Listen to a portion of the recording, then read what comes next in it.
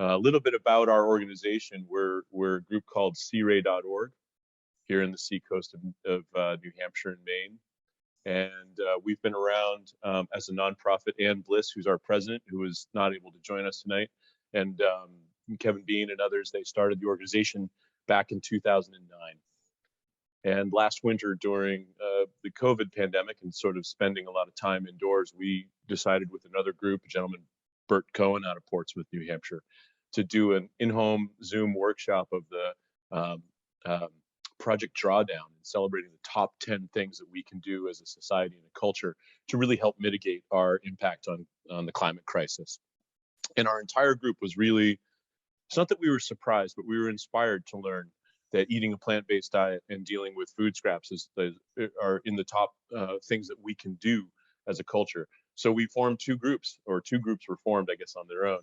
One is called RAD, Waste Reduction and Diversion, and that's another story for another time, but they're doing great work with all kinds of waste and compost.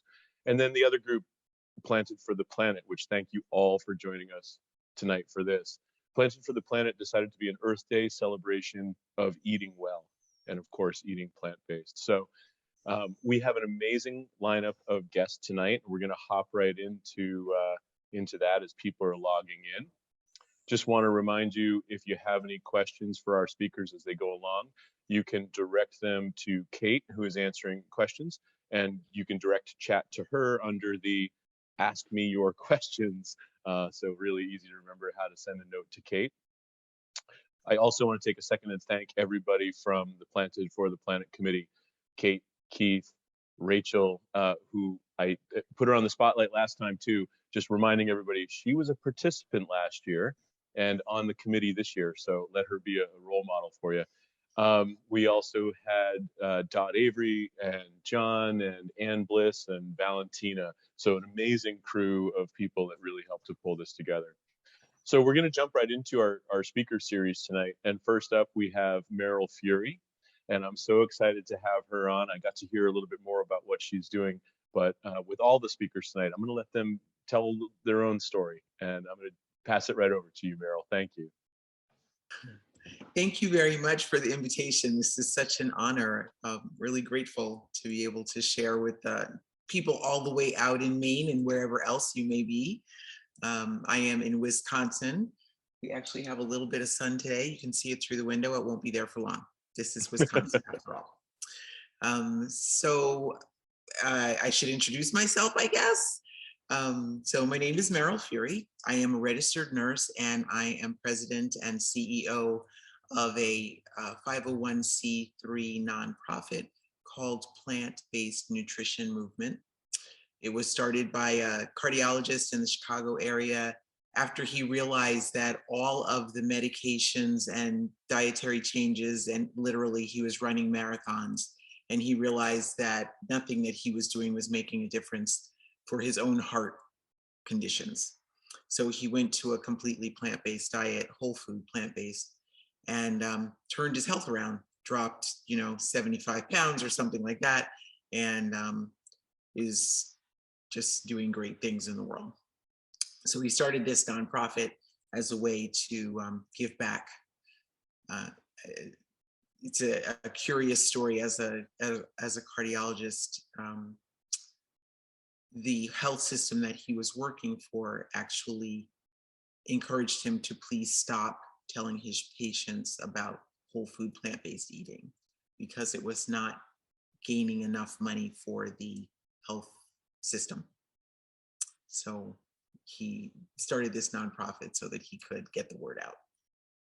All right, so up in the corner, you see this little logo that says 6 million seeds. That's a project that we have taken on within the last 7 months at Plant-Based Nutrition Movement. And that is all about children's nutrition. So that's what we're going to talk about and how that relates to planetary health. So teach the children well. I already introduced myself, so we can skip this slide. Basically, I am also on the board of directors for the T. Colin Campbell Center for Nutrition Studies, which is connected to Cornell University. I'm a Food for Life instructor, and I've been plant-based about 45 years. at our nonprofit, we specifically focus on what we usually call vulnerable populations, and what I just choose to call people who are hardest hit by poor eating practices. Okay, so I already alluded to this, so full disclosure, I'm going to talk about children. Children and how we feed them and how that relates to the earth. Ready? So I'm going to guess that we are all here because we love the planet and we're concerned about our future, and we want to stop or reverse climate and planet degradation. We want safer water, we want clean air, we want vibrant forests, we want biodiversity to replenish itself, we want beautiful oceans. I'm also going to guess that we probably all want some form of social justice for the most vulnerable populations that's human and beyond human. I will also guess that we have all heard that something upwards of 40% of greenhouse gas production in the commercial sector is connected with animal agriculture. And I'm going to believe that as a result of all the aforementioned assumptions, there are a fair number of us here who focus on a plant predominant diet, or at least we try to, or like we would like to, or like we're headed in that direction. Now, I know it feels like there's nothing we can do about a lot of the planetary upheaval. We hold Earth Day gatherings and we recycle and we ride our bikes, but it doesn't seem to really move the needle on climate change. Sadly, money still has the loudspeaker all day long, and bull hockey is the favorite sport of a lot of our politicians. Between the climate chaos, the wars, the pandemics, the extinctions that roll faster than we can keep up with, it can all feel pretty overwhelming. Well, before we get too swept away, here's something for us to think about. Children. Yeah, children. You want to know why? I'm so glad you asked. I'm going to tell you why. Children have neither autonomy nor agency, nor authority for that matter. They're our most vulnerable population. This is true regardless of socioeconomic status, race, ethnicity, zip code, language, country of origin, even parental, educational level or status, marital, single mom, it doesn't matter. They are always at the mercy of the people and the environment where they find themselves. One of the biggest issues children face is access to genuinely healthy food, food that supports their growth and development as well as the health of the planet. The fact is that at least in this country, kids are very poorly fed. Society and the planet suffer as a result. And we also assert that this situation is a cultural norm, and we feed our children poor quality, high processed, animal-centric diets, which contributes to unnecessarily high rates of acute and chronic illness in all population sectors. It also contributes to planetary destruction resulting from the damage done by short-sighted agribusiness practices which feed and are fed by what our children eat. We're talking about kids because there's 73 million kids in America, and they grow and learn best when they eat healthy food. However, according to a peer-reviewed study published in the Journal of American Medical Association, 67% of the calories consumed by children and adolescents in 2018 came from ultra-processed foods, and that's a jump from 61% in 1999. The research, which analyzed the diets of about 34,000 kids between the ages of 2 and 19 across the United States, noted the overall poorer nutrient profile of ultra-processed foods. Just think about that. What comes to mind when you think of kid food in America? Does it look like this? Or like this? Maybe this. Yep. Just had Easter. Looked a lot like that. Oh yeah, and chicken nuggets. Don't forget the chicken nuggets. It pretty much looks like this, right? Except maybe every couple times a month, there's an apple thrown in, or there's maybe some spaghetti or macaroni and cheese, right? That's kid food in America. This eating pattern fuels the destruction of our health and our planet, period. So what can we do about it? So glad you asked. I'm going to tell you. Teach your kids to eat vegetables. Steer them away from processed, fake, food-like stuff and animal products. In fact, I challenge you to keep that stuff out of your house and out of your car completely. I challenge you to point them toward plants and make it fun, dang it. Don't let me hear that you are browbeating your kids to eat raw okra or raw eggplant. Like, that's horrible, okay? Get them to eat vegetables that they can appreciate. Take this as your chance to do something like super precious and real and important. Take power over what you can. You get to be a role model here. I dare you to act up. I dare you, lovingly, playfully, and joyfully. Become a daikon daredevil. Be a mushroom maniac. Be a nut. Be a tangerine dream. Be a whole grain hooligan. I mean, act up with these vegetables and fruits. You could plant a garden, or if you don't really have space for a garden, just put some herbs in a pot on your windowsill, if that's what is available to you. And when you go out to eat, ask for plants every time. Like, I'm so glad to hear you have 30 restaurants in your area right now who are making an effort. But after this week or after this month, keep asking for plants.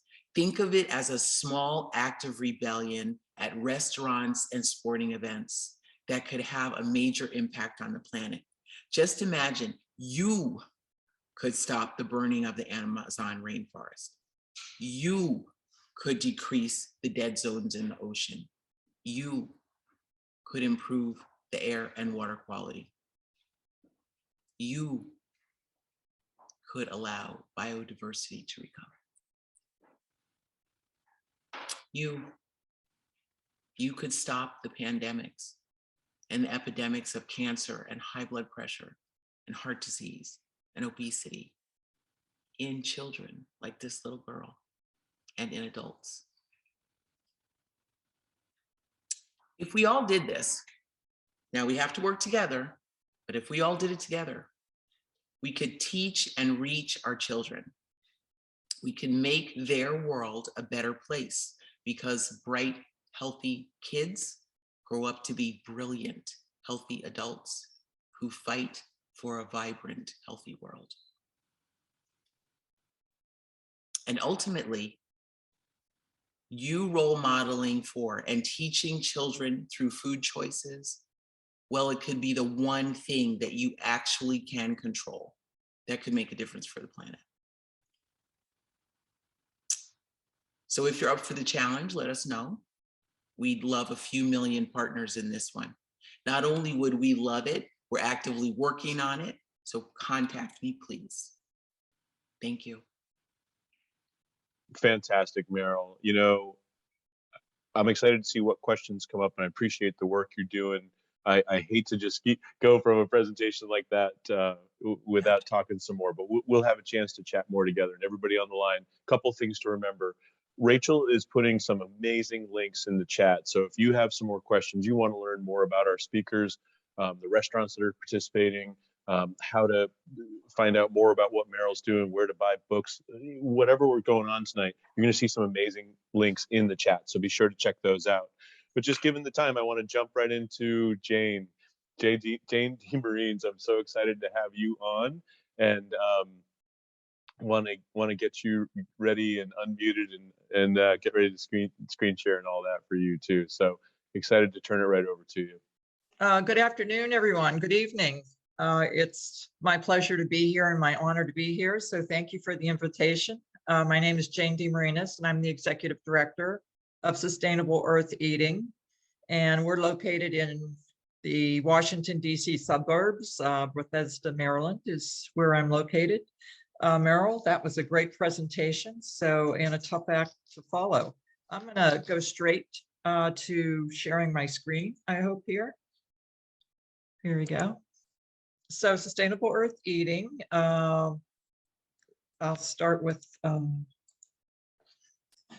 Albert Einstein has a great quote, I think, for the program tonight. Nothing will benefit human health and increase the chances for survival of life on Earth as much as the evolution toward a more plant-based diet. So I think that's sort of the mantra for maybe the evening, but certainly for my organization. We were founded, and I founded it about 9 months ago, to raise awareness of the impact of food choice, particularly meat production, on our climate. So this is rather wordy and rambling, but I've been vegetarian for about 20 years and a vegan for 2. I think the choice, and it's, I think, important to know how people got to this point, was kind of random, and it related to health and the health of my husband, who was a runner and was not overweight and got pneumonia and had to have a chest x-ray, and it turned out all his arteries to his heart were blocked and he had to have quintuple bypass surgery. And my daughter gave us a book, The China Study. We read that and we immediately became vegetarians, and he became a vegan more quickly than me. But I think it was kind of a random element. So when I think of how do we persuade others to become more plant-based, we have to think of maybe they didn't have a random act, and how do you convince them? So I kind of go back to my own story, my own origin story. So about a year ago, I was planning my retirement, and I'd been working locally on things in the neighborhood, trees, and we're close to the river. So those kind of activities, rainscape programs, but the environment, the climate change was really drawing me to it. And I read this report from the Rockefeller Foundation, The True Cost of Food. And at the same time, the UN report on climate change came out. So that was a prior one to the most recent one. But it started talking about the impact of food, and particularly meat production. And the numbers were just startling to me. 65% of global greenhouse gas emissions are coming from animal agriculture. And we know now that the numbers really are much bigger when you count in the land given to the food, the transportation costs, and also the opportunity cost. I know Glen is going to talk about that in much more detail, so I'm not going to get into it. But it's certainly, animal agriculture is contributing far, far, far more than any of the other sectors. Transportation, people talk about everyone's got a Tesla. Well, really, that's not the answer. Also, the awareness of meat impacts is especially low in the United States. It's 10% here. It's about 30% in Britain. Amsterdam has 30% of their population are vegans. In the United States, the number that I hear is 2%. It could be a little edging up a little bit more, but 2% of the population is vegans. We've got a big haul to get more people plant-based. And certainly one of the big factors, analysis would confirm that changing a diet is largely dependent on awareness of key drivers of health and I think of climate change, but people have to be aware. So that's why I decided to do this. It's like, if I wasn't aware of that impact, being a news junkie that I am, I don't think so many others are really aware as well. So, as I said, about 9 months ago, I started Sustainable Earth Eating when I retired from the federal government. I had a background in public awareness campaigns and communications and education. So I have the tools and the knowledge to sort of do, I think, this program. So it put in a website. There's an opportunity for action there, so people can sign up in the Meat Down Challenge. Social media, we change that about 3 times a week. putting out press releases. We have a newsletter called Food is Climate. Thank you, Glenn, for supplying the name and letting me use it. And then beyond virtual, in the physical world, events such as this one, well, this is virtual, but we met with the Environmental Journalists Society. They've got a mailing list of 2,000 environmental journalists. So trying to get to the right people and target them to really cover this more. And I have to say, at their conference, there were no panels whatsoever on it. And because I'm not classified as a journalist, I wanted to do one, they wouldn't let me. So it was a little bit sad, but that gives you an idea. Even the journalists aren't covering it so much.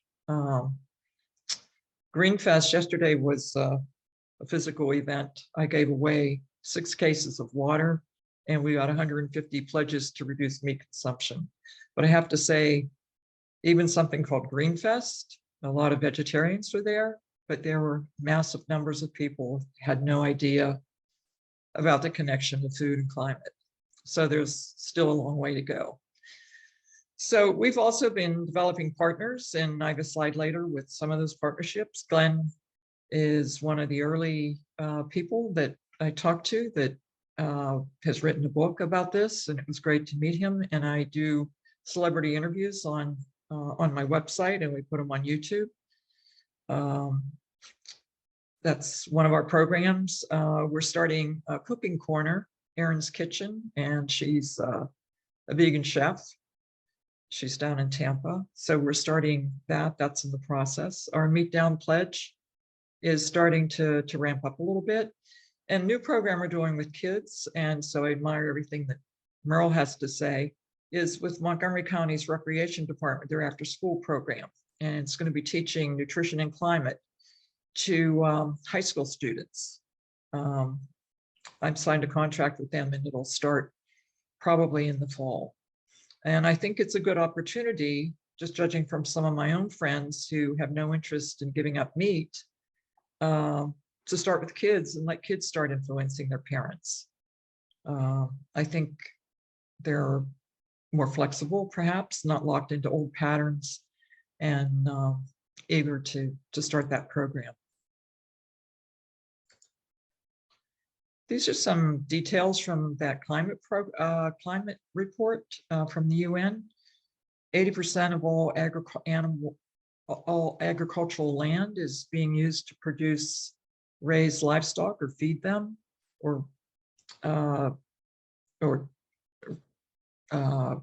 and yet only produces 20% of the calories needed to feed our world. It's a really bad equation, very inefficient. And we really need to do something about it. Besides all the greenhouse gas emissions coming from that sector, it's also just unsustainable to keep raising livestock. Glenn's really talking about this a lot more, so I'm going to jump to some other things. Whoops, going the wrong way here. So this is what we're all talking about. I mean, what is happening? Record wildfires, torrential rains, flooding cities, death. Houston had, I think, 268 deaths from that horrible storm of about a year ago, the hurricanes. I mean, we really have to do something. The UN does recognize that livestock are responsible for a lot of greenhouse gas emissions, but again, they understate it, and we have to keep working to get better numbers out there. Our habits will determine our future. I think we all know that, and I throw that up there because I think starting with youth, is a good place to start. But if we're looking to adults to change their habits, I think it's also one step at a time.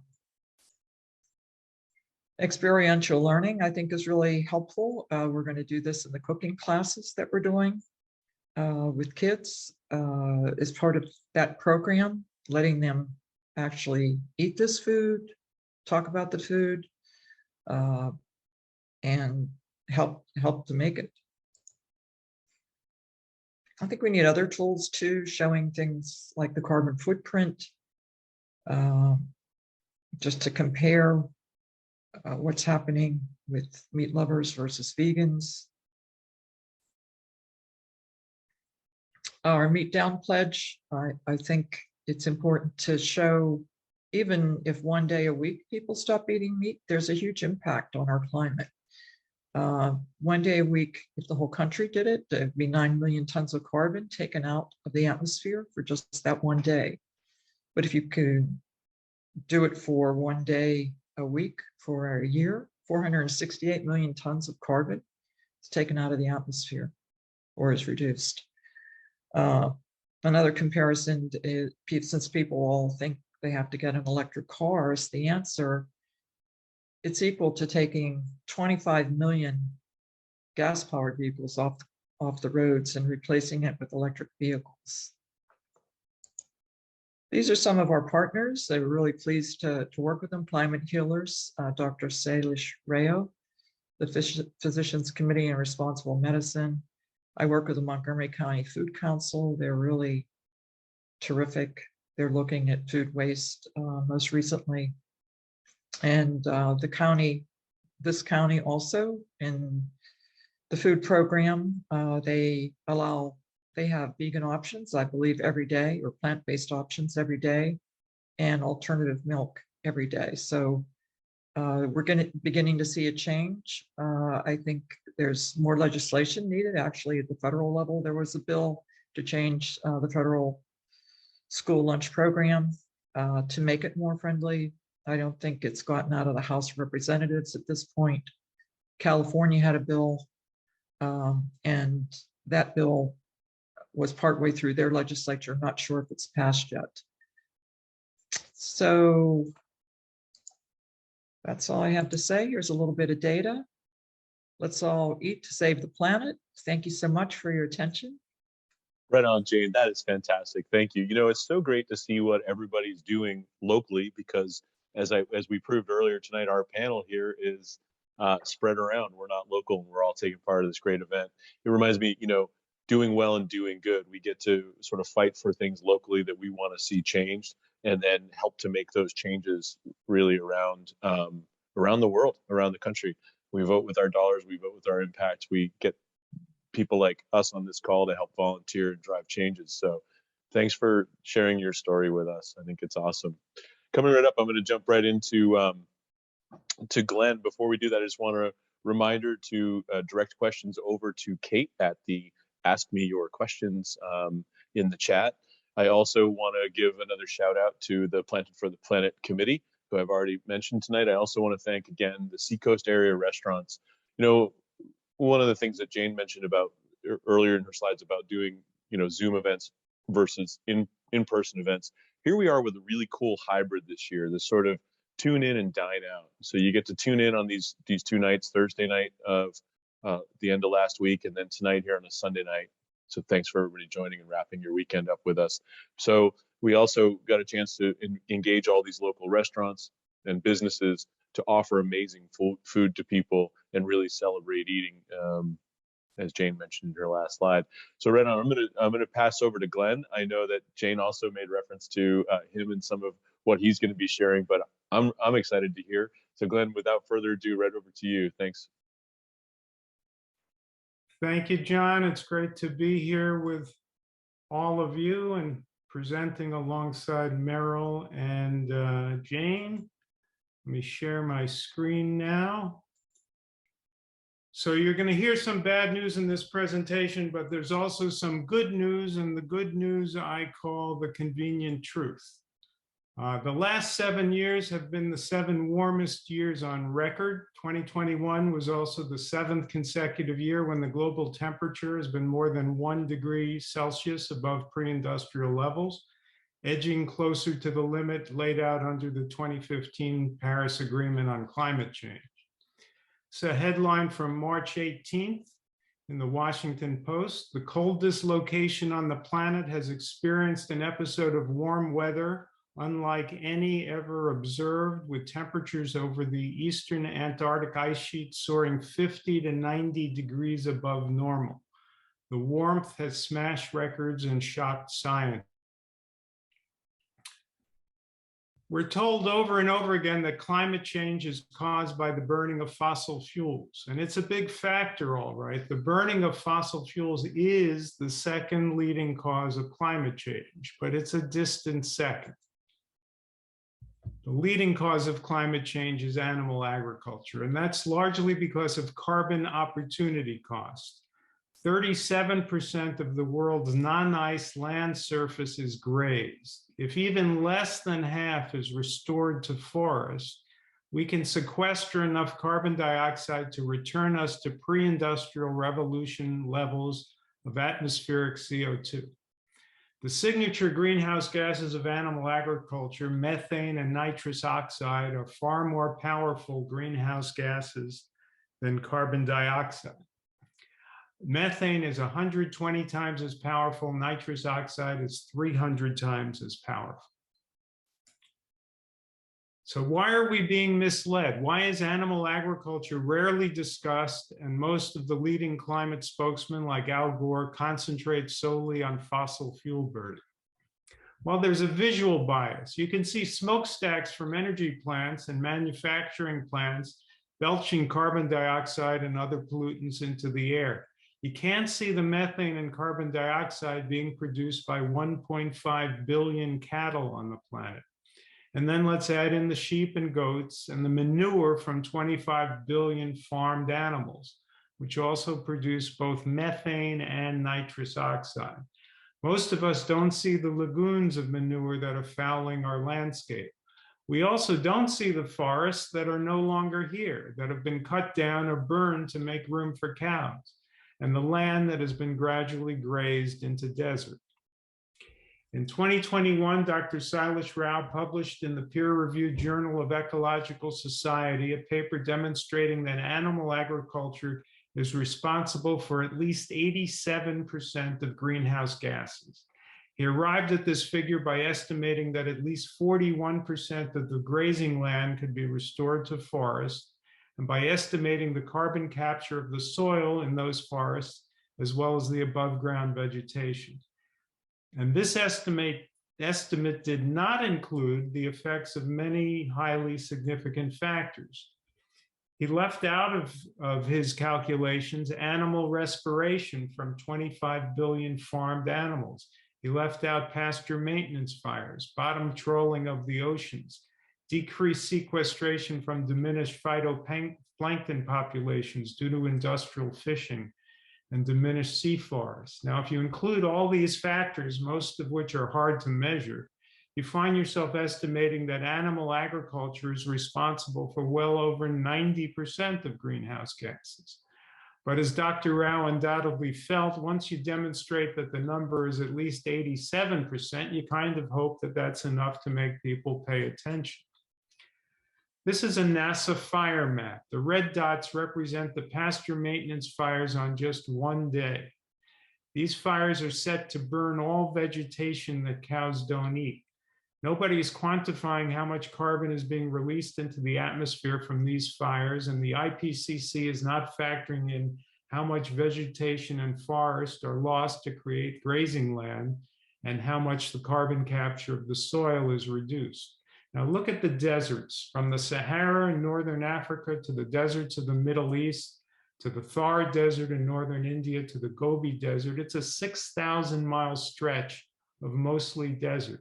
And we know that it was all forested or was savanna in the past. The Sahara was forested less than 10,000 years ago. So what happened less than 10,000 years ago? Humans began cutting down trees and grazing goats and cattle on the land, exacerbating other factors. Humans are clearing the Amazon now for cattle grazing, and one day soon there'll be a big patch of brown in South America called the Amazonian Desert. We're destroying life on the planet for meat. Is it worth it to cause all this damage for a burger? The bun is made from wheat. You don't need animal agriculture for the bun or the lettuce or the pickle or the tomato or the mustard. All you have to do is replace the beef patty with a portobello mushroom or a bean burger or soy burger or lentil burger or any kind of veggie burger. It won't taste so fatty. In fact, it'll taste better, and your taste buds will quickly learn to appreciate not eating so much fat, and it'll be far healthier. So let's compare social goods. The burning of fossil fuels provides transportation, heating, energy generation, the warming of homes, fuel for cooking, virtually all manufactured goods. That's a lot of social goods. I'm not an apologist for the fossil fuel industries, but you've got to admit that we've all benefited in many ways from the burning of fossil fuels. Eating animals provides obesity, heart disease, cancer, diabetes, autoimmune diseases, food poisoning, pandemics, noxious lagoons of manure, prolific waste of water and grain, and less food. We call people who raise animals for food farmers, but remember, they're actually reducing our supply of food when they feed grain and other food to their animals. So if you define a farmer as a person who grows food, they're not really farmers, are they? They're anti-farmers. The subtitle of my book, Food is Climate, is a response to Al Gore, Bill Gates, Paul Hawken, and the conventional narrative on climate change. So why don't these three leading spokesmen on climate ever acknowledge that animal agriculture is the leading cause of climate change? Why do they focus almost exclusively on fossil fuels? I've analyzed it, and here are the three possibilities. Are they fools? Of course, these men are not fools. All these men are smart. I do have a theory that two of them are smarter than the third one, and I know you're all asking the same question. How much smarter? Well, I think a lot smarter. Second possibility, are they corrupt? Now, it's true that Al Gore has some cattle on his land, but I can guarantee you he's a multimillionaire who couldn't care less about the peanuts he's earning from the few cattle on his land. Bill Gates is giving his money away because he's got more money than he could spend in 1,000 lifetimes. Early in his career, Paul Hawken turned down a fortune to keep running his small business. These men do not have a corrupt bias for their opinions on climate. The reason they won't focus on animal agriculture is they're part of the same culture that we are. And so when you're part of a culture that eats meat, you don't question whether or not we need the grazing land and how much carbon dioxide we might sequester if we restored forests. You don't question whether or not we need 25 billion farmed animals on the planet. Just as medical schools don't question whether it might make sense to teach nutrition because they assume that our culture will never change its dietary habits. Climate scientists don't challenge land use and the fact that we absurdly dedicate 43% of the non-ice land surface of the earth to the growing of animals for food. They don't question the destruction of the oceans, 70% of the planet, so that humans can get 3% of their food calories from fish. As long as you don't question these things, as long as they're givens, then of course you have no choice but to focus on fossil fuels. There's nothing else to talk about. How do we heal the planet? We have to leave as much of it as possible alone. If we stop eating animals, we could leave more than 80% of the earth alone to heal. 70% of it is the oceans. 37% of the non-ice land surface of the earth is devoted to grazing, another 6% to growing feed for animals. This is land that was grazed in Scotland and then rewilded. Imagine if we could do that to 37% of the land on Earth. If you smoke, you make the air in the room toxic for everybody in the room. So it's easy to see why secondhand smoke is wrong. The secondhand smoke can cause cancer. Eating meat makes this a secondhand planet. If you eat meat, you're heating, polluting, creating desert upon and reducing biodiversity upon everybody's planet. Imagine if grizzly bears started walking upright all the time and started using sophisticated tools. Imagine if they started cutting down trees and killing the eagles and the hawks in the trees. We would be angry. We'd say, stop chopping down the trees. Bears aren't supposed to be eating eagles and hawks. Let the eagles and hawks have a place to live. You're screwing up the whole world for the rest of it. You're messing with the web of life. But we would be hypocrites because that is the message that all other species on Earth would surely like to send to humans. It's also the message that vegans would like to send to non-vegans.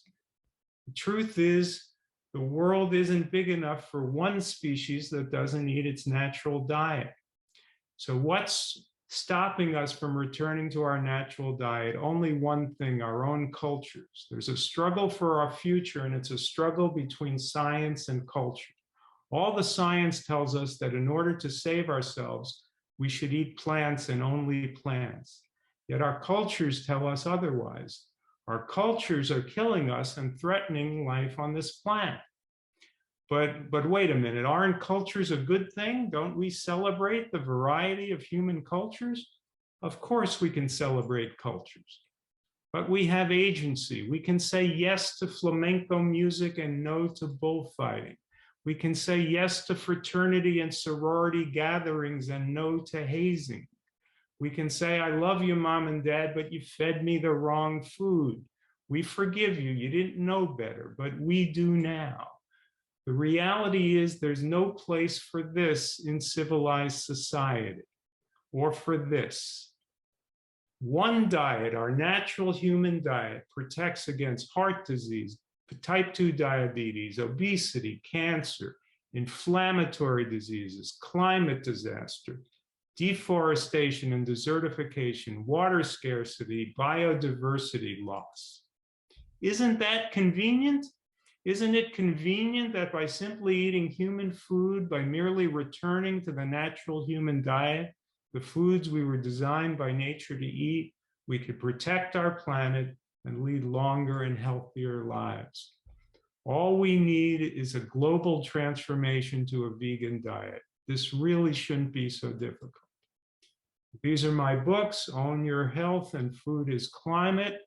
I could be reached through my website, which is glenmerzer.com, and anyone could contact me there. Feel free to do so.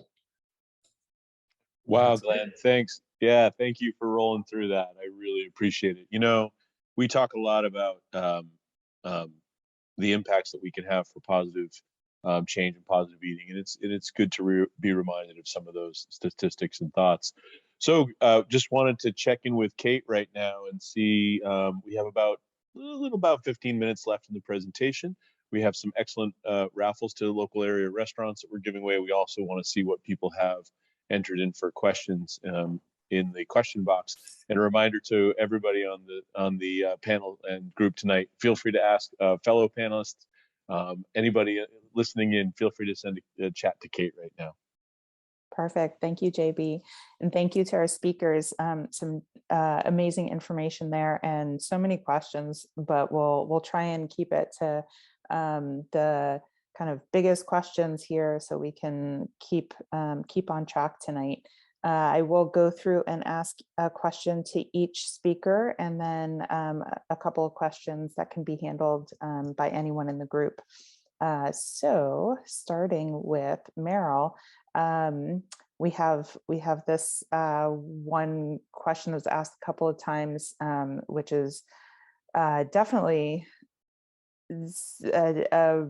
a good way of looking at it. So how realistic is it to expect adults to ask children to eat a healthy diet when the adults themselves are not eating a healthy diet? Yes, beautiful. Such a great question. Exactly the point. Children do what you role model. So if you are a crusader for the planet, and we have had all of this great information about the impact of animal agriculture on our planet, and I'm going to assume that if you have a child around you, that you want the best for them and you would love to see that they have a planet that can sustain life, one of the best things you can do is, like I said, act up. Start eating strawberries. Become a mushroom maniac or a daikon daredevil or a bean behemoth. Do whatever, any of those things. Demonstrate to your children. Talk about it. Read. There are plenty. I read a couple of books this weekend from the library, children's books, aimed at Earth Day and understanding and awareness about climate change for kids. That's what we need. It's going to take something. I'll think about this for a second. So I'm a nurse, right? And I like human biology. I'm kind of nerdy like that, right? One of the things I read just not long ago was a study that was done where they had pregnant women eat different flavors of foods, right? They tested caraway, carrots, garlic, and cinnamon, I think, right? And after each time the woman ate whatever this thing was, they would actually withdraw some amniotic fluid from the uterus, right? And then they would put this amniotic fluid in different vessels, little vials or whatever, and have people walk by and smell the amniotic fluid and see if they could determine what the woman had eaten by the scent of the amniotic fluid. And they were able to tell. They could tell when the woman had had garlic, they could tell caraway, they could tell all kinds of things. Same thing happens with breast milk. Breast milk gets flavored by what the woman eats, right? I'm saying all this to say that we are trained from before we're born what flavors we will accept as food. So it takes something to really bring that forward and get a child's understanding of what food is to change, right? But it's worth the effort, so worth the effort. So yes, I encourage you, try some leafy greens, have some kale, have, mandarin oranges, all kinds of stuff like that. It opens the world. That's an amazing study that you cited. I love that. Yeah, it's something. Yeah, absolutely. Thank you. So, Jane, we wanted to find out if you're doing any policy work in your organization that your prior government work has influenced. I'm looking at pieces of legislation that are fairly narrowly focused on the school lunch program. At this point, there are others that I hope that we can expand to later, but really the school lunch program is the main one, and I really didn't work in my federal government jobs. I didn't work on that. I was involved in disaster. I worked for the Department of Homeland Security's Inspector General and helped write reports on climate change, the FEMA response to climate change. So climate-related things, but it certainly informs what I do, but I'm not really directly working on anything that relates to that. Great. Thank you, Jane. Glenn, on to you. We have a question regarding when you mentioned Paul Hawken, and he's the reason that we are all here due to him listing a plant-based diet as the fourth most important thing needed to address the climate crisis. What do you think he could do to improve on that message?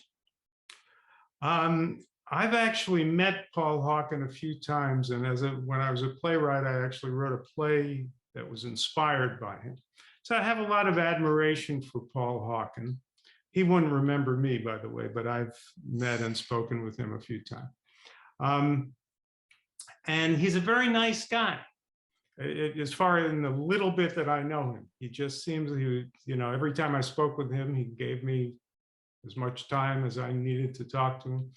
And my sense of Paul Hawken is, in a sense, he's too nice a guy.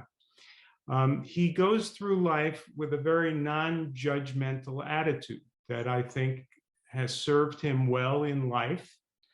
And it's an attitude that I generally approve of. I try not to go through life judging people harshly, judging people based on, superficial things. But he carries that, I would argue, one step too far, because he doesn't want to judge anyone he doesn't want to judge people's diet. He doesn't want to ever say, and I've seen him on videotape on YouTube. There's a clip of him saying that he doesn't want to ever say that it's wrong to eat meat. A woman had asked him at the Aspen Ideas Festival a sort of a softball question about shouldn't we all transition to a plant-based diet? And he said, I don't want to ever say it's wrong to eat meat. It's whatever you want to do. It's whatever is good for you. And I would argue that's not a great attitude to take in a climate emergency. It shows he's a nice guy. He doesn't like to judge people. He wants to be accepting. You know, it's a good attitude in general in life to not go around being overly judgmental. But we have a climate crisis, and we need to make the judgment that animal agriculture is destroying the planet. And that, yes, we should say, don't eat meat. It's killing the planet. And so that's where I part from Paul Hawke. It sounds like, Glenn, I grew up in New Jersey, and was kind of in an environment where we all speak our truth. Sounds like Paul could do to live where I grew up. I don't think he's a New Jersey boy. Probably not. All right, one general question here. What would be your top 3 suggestions for moving further in a plant-centric diet? This person who asked says that they love smoothies with homemade yogurt and seek a good source of protein once a day. I'm guessing, Meryl, having taken the plant-based nutrition course that I took, you're probably chomping at the bit to get to this one. I so am. Okay, one thing I would say is every time you go to the grocery store, if that's once a week, twice a month, whatever it is, get one new vegetable, one new fruit. Try a new kind of bean, a new kind of grain, something like that. Get a small package. You don't have to get the big jumbo size. Just get a small one. Find a recipe and cook it, or eat it raw if it is worthy of eating raw.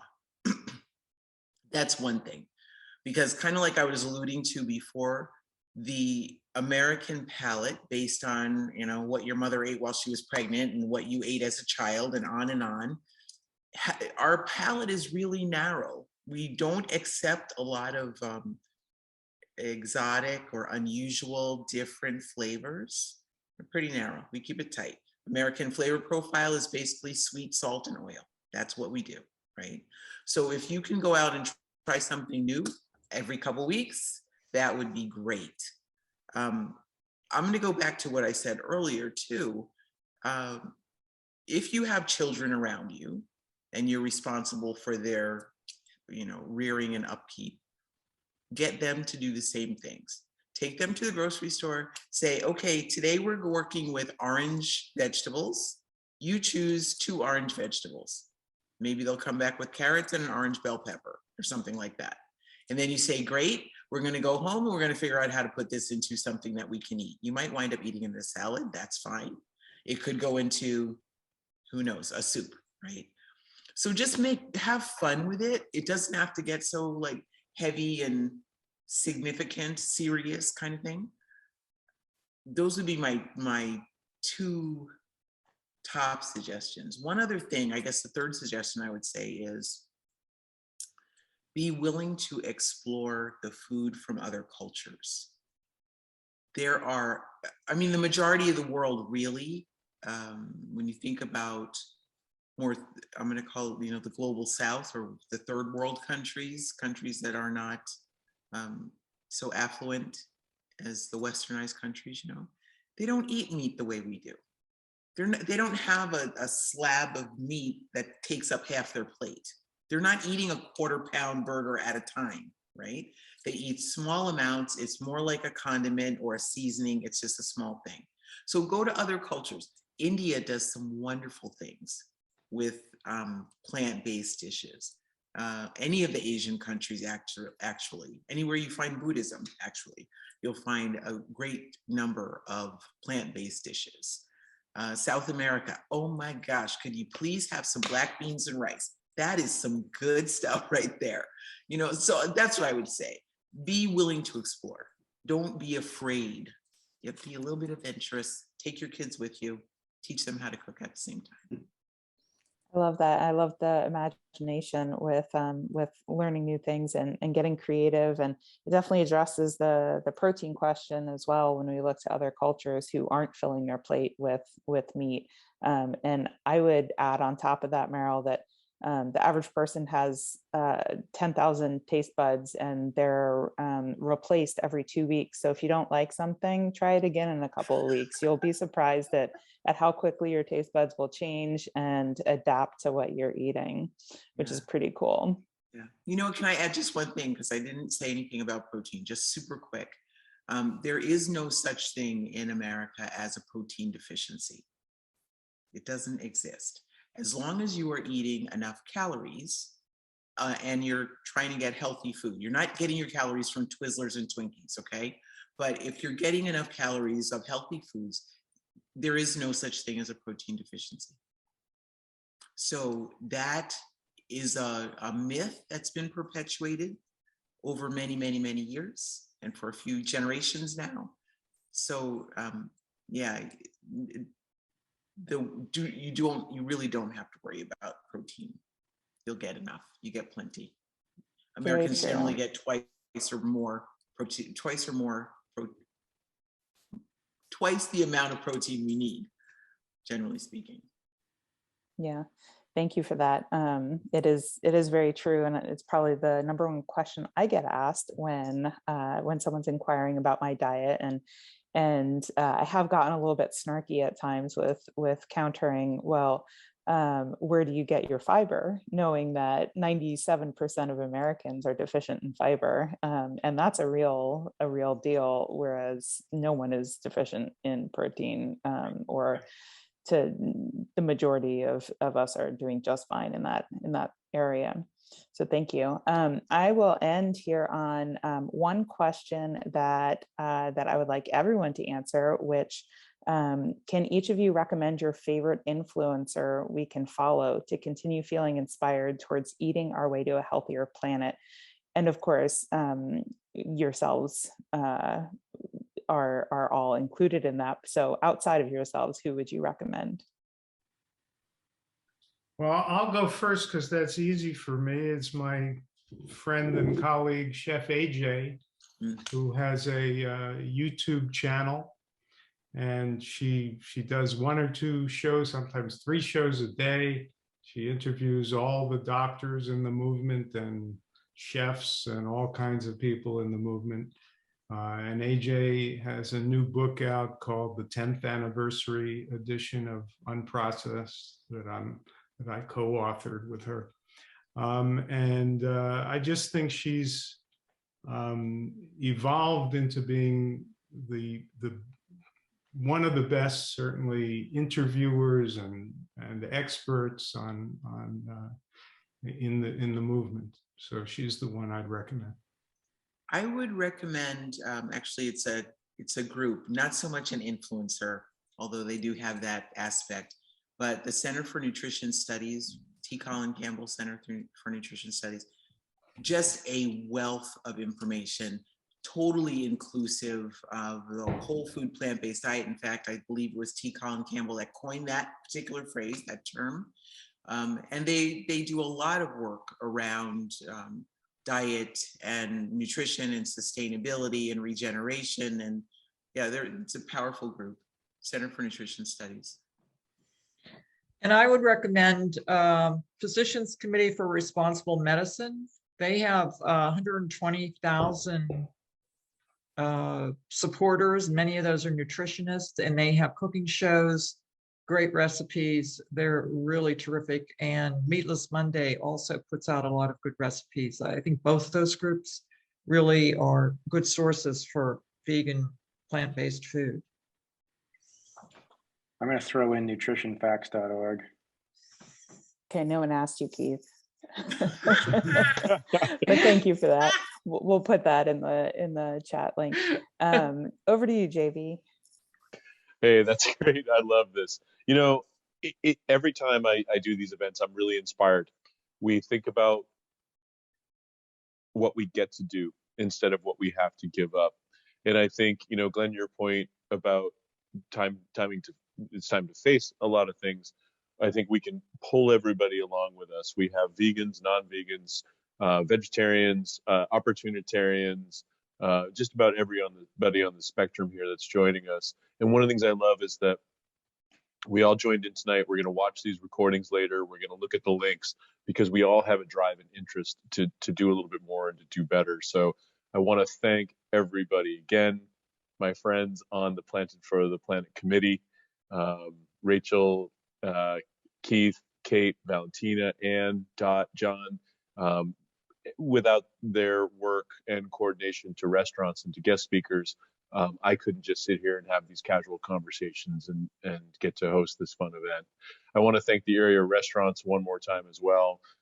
Look at the list online. We have Maine, New Hampshire, Massachusetts, all on the Seacoast. People took part in this to really, again, celebrate Earth Day, to add a special curated item to their menu. And as Glenn was asking before the call, we've had several area restaurants either go entirely vegan, their entire menu for the week, celebrating Vita Cantina in Portsmouth, New Hampshire, who did that for Restaurant Week, and combining their effort with Planted for the Planet.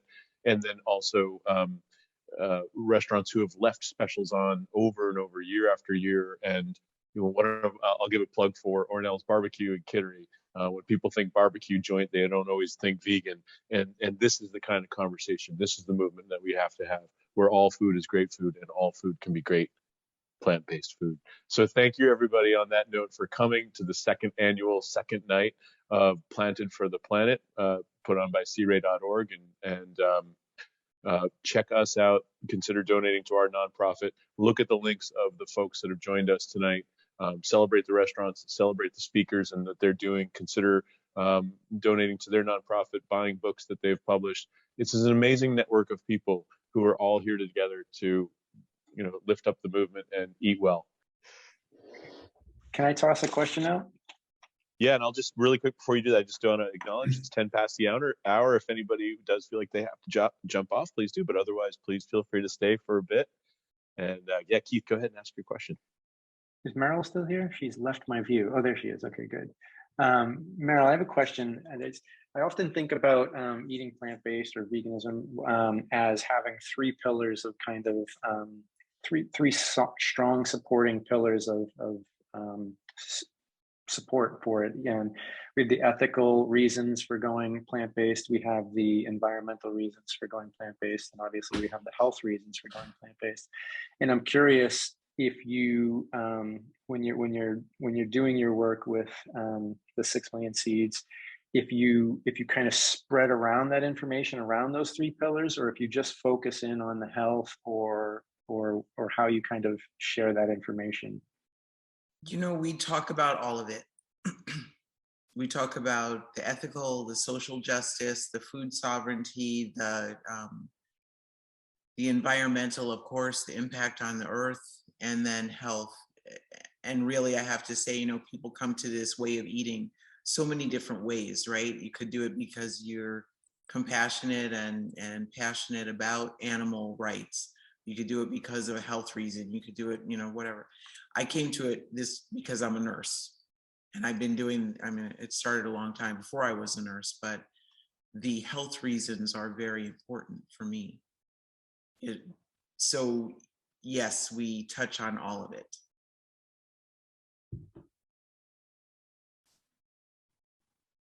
Okay, I got more questions if nobody else does. This one, anybody can answer, Glenn or Meryl or Jane. I know that for a lot of us, I made the transition about 6 years ago, and what kind of triggered me was a documentary. And I've heard that story from a lot of people. They've heard a documentary. There was some kind of instigating moment for them. And so my question is, do you have, any of you have a documentary that you feel is powerful and something that you could recommend to folks to go and check out? I would recommend Seaspiracy and Cowspiracy, and also Eating Our Way to Extinction, which I thought is a terrific documentary, though they make one mistake that I think they should regret, which is that they estimated that animal agriculture is only 15% of greenhouse gases. They do a great job of showing how destructive animal agriculture is, and then they say 15%, and they're taking the UN's figure instead of the truth, which I think is, 5 or 6 times that. But other than that, I think it's a terrific film.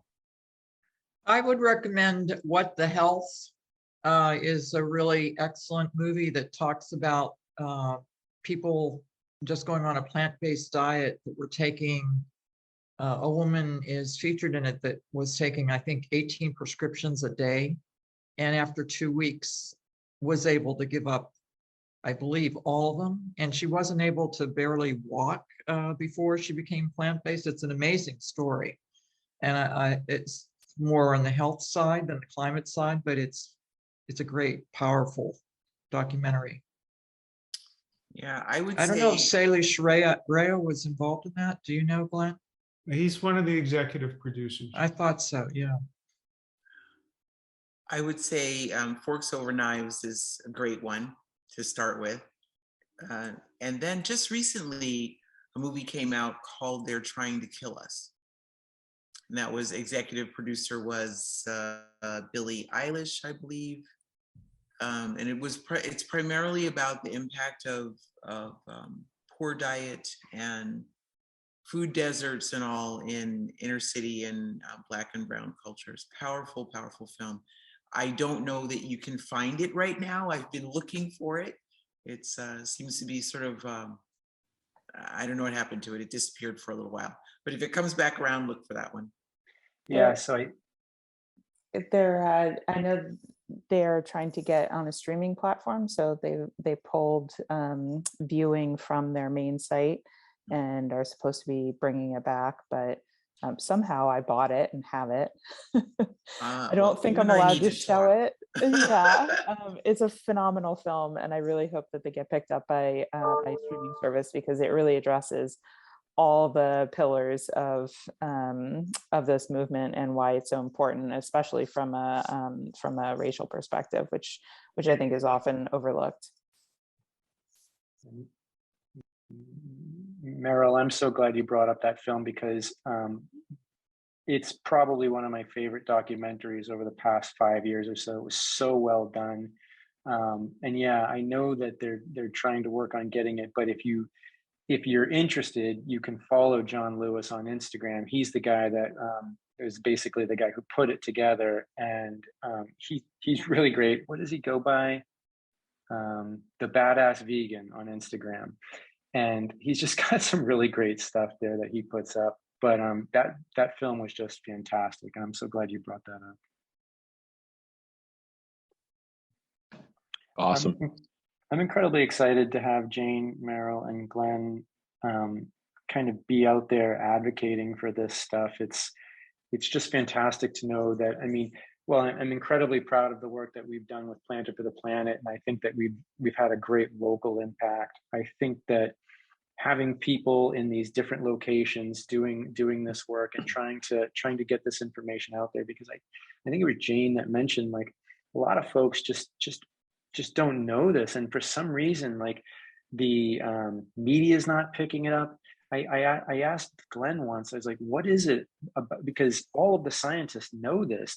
We know this information. It's not secret, but for some reason, it just gets kind of reduced because it's easier to talk about carbon and electric vehicles and all of that kind of stuff. It's just really crazy to me that this isn't getting out there more, and I'm glad that we've got a lot of people working towards getting that out there.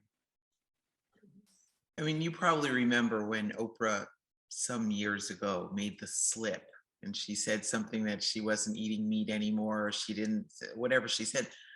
The meat industry sued her for saying that, and of course she was able to fight it, but it took quite a bit. Meryl brings up a really good point, is the big lobbying that goes on by the the cattle industry, the dairy industry. It's some things I've read, and I won't go into it, but there was also that seemed some comments that were fairly ruthless.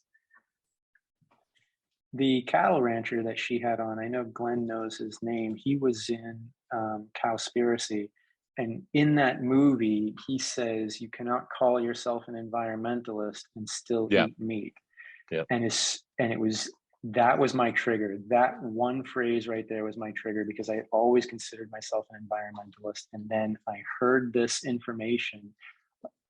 I just spent 80 minutes watching this film filled with all of this data, and then I did a bit of research myself, and I started the transition right then and there, because I felt like I needed to live my values.